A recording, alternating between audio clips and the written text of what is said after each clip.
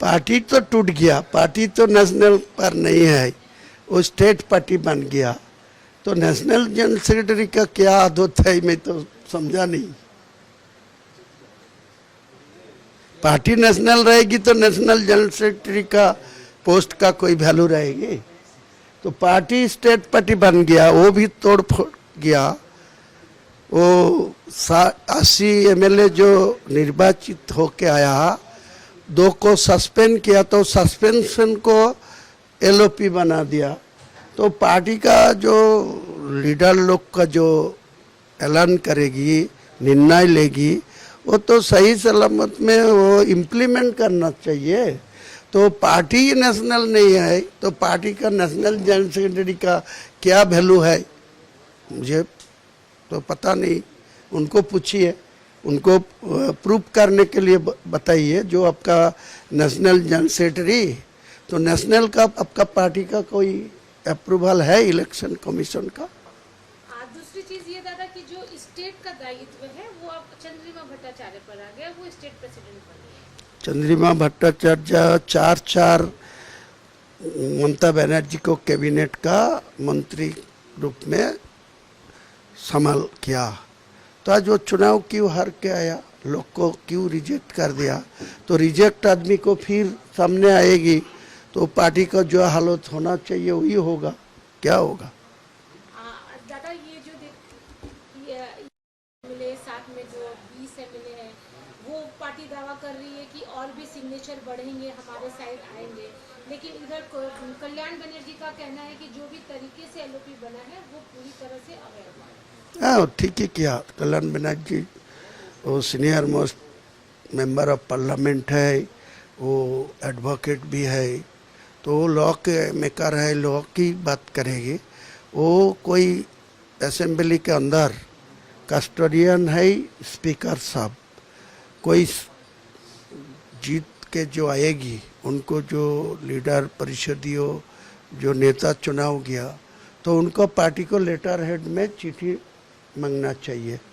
तो नया जो स्पीकर बना रविंद्रनाथ बसु जी, तो कोई पार्टी को लेटर हेड भी ने उनको सस्पेंशन विधायक को एलओपी का चेयर दे दिया। यह गलत सिस्टम है। वो ऐसा रूट वो ममता बनर्जी पहले मुकुल राय को बीजेपी को जीतने के बाद वो पब्लिक अकाउंट कमेटी को चेयरमैन कर दिया, फिर किसान कोल्लानी को रायगंज से जीत के आया पद्म फूल रूप में, तो उनको भी कर दिया। वो सुमन कंजीलाल अलीपुर से जीत के आया, उनको भी कर दिया। तो ममता बनर्जी जिसके विमान बंदोबस्ताई भूतपूर्व जो स्पीकर था असेंबली का, उनको यूज करके ममता बनर्जी जो गलत सिस्टम में कर दिया, वही वर्तमान सरकार इनका जो स्पीकर है वही एक ही रास्ता से करा। सब गलत सिस्टम है। ममता बनर्जी भी पहले गलत सिस्टम में किया, वो वर्तमान जो सरकार है वो सरकार भी गलत सिस्टम, ये नहीं होना चाहिए, ये विपज्जनक है। कोई पवित्र अगस्टस के जो आइन प्रणयनकारी सदस्य है, जिनको आइन बनाएगी उनको इम्प्लीमेंट करेगी अमला, वो आईएएस है या आईपीएस है, तो वही गलत होगी तो कैसे स्टेट का लॉ मेकर कैसा सिस्टम में चलेगी? अब कल्याण बनर्जी का कहना है कि सोमवार को वो लोग कोर्ट जाएंगे इस मामले को लेकर। जाने का तो हक उनका है, वो सोमवार जाएगी ना मंगलवार जाएगी ना बुधवार जाएगी, मेरा को कोई टिप्पणी करने का जरूरत है ही नहीं। उनका पार्टी का क्या करेगी वो निर्णय ममता बनर्जी लेगी। वो आप अभी बोला जो नेशनल जनरल सेक्रेटरी है, तो नेशनल का जनरल सेक्रेटरी का क्या काम है वो कोर्ट जाके दिखाना चाहिए। मैं देखूंगा, वेट करूंगा क्या हालत हो रहा है। बंगाल में तो टीएमसी अलायंस की बैठक जो दिल्ली में होने जा रही है, उसमें टीएमसी की तरफ से ममता बनर्जी भी शामिल होंगी। ममता बनर्जी के आज का दिन में स्टेट का 15 साल का सत्ता के रुकने का बाद आज जो हालत में पहुंच गया, तो उनका सामने क्या काम है? काम तो ऐसा ही होगा जो दिल्ली में जाके राहुल गांधी को साथ बैठ के, अखिलेश को साथ लेके, तेजस्वी साथ लेके, वो हेमंत बिश्व शर्मा, केजरीवाल के लेके सारे इकट्ठा करने का ही तो उनका काम है, उनका ही करेगी। तो मोदी जी तो उनका पार्टी 242 मिला, तो उनका तो 272 तो आंध्र प्रदेश का मुख्यमंत्री चंद्रबाबू नायडू, बिहार का एक्स मुख्यमंत्री नीतीश कुमार, चिराग पासवान, वो 12 ये लेके तो सरकार चल रहा है। तो उनको खिलाफ लड़ने का इंडिजोट का तो शामिल होना चाहिए। तो होगा तो मेरा क्या बोलना है, मेरा को तो कुछ, मैं ही छोटा खटा आदमी है, बंगाल के रहने वाला है, मुर्शिदाबाद में रहने वाला है। मेरा काम मेरा ख्याल में करने दीजिए। उनका पार्टी मजबूती करेगी ना किसी को साथ छुपा जाएगी। इनको एक एमपी है मुर्शिदाबाद का, अबू ताहिर खान, वो तो मुर्शिदाबाद घर के बैठ में बोल दिया, ऐलान कर दिया, जो मैं टीएमसी नहीं रहूँगी, मैं कांग्रेस को पास जाऊँगी, जुड़ जाएगी।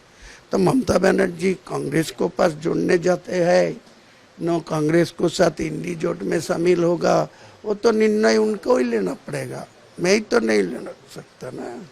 एक और खबर अभी जो चल रही है यूसुफ पठान के सीट को लेकर, कि बोला जा रहा है कि वो अगर छोड़ देते अपनी सीट तो ममता बनर्जी बाइपोल से वहां जीतेगी। हिम्मत नहीं है, मैं ही, मेरा कोई को मदद नहीं करेगी।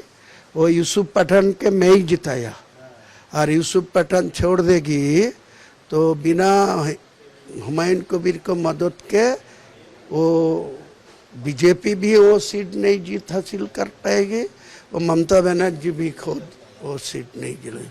वो बहरमपुर सीट जीतने का हारने का पूरा जिम्मेदारी मेरा ऊपर है। मैं किसी को, मैं खुद लड़ूंगी, वो सीट छड़ेगी तो बाई इलेक्शन से मैं खुद लड़ूंगी, 2 लाख से ज़्यादा वोट में जीत के पार्लियामेंट में जाऊंगा।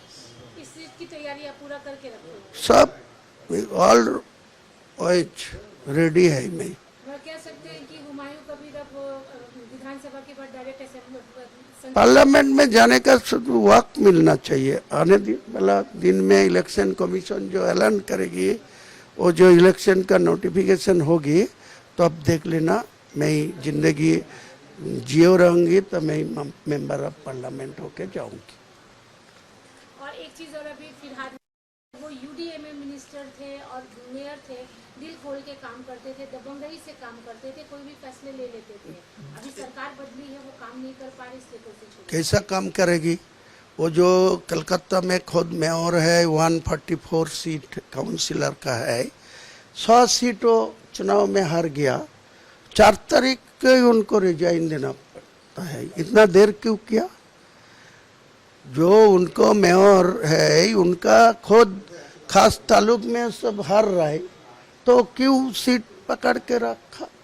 आज काम वो उनका बैठ के शुभेंदु अधिकारी उनको नवान्न सभागार में उनको मेयर साहब बोल रहा है, और उनको सामने वो निर्णय ले रहा है जो कलकत्ता का मेयर का सेक्रेटरी ऑल काम करेगी, वो मेयर का कोई काम नहीं है। तो उनको पहले ये अपमान नहीं होने का पहले ही तो छोड़ना चाहिए,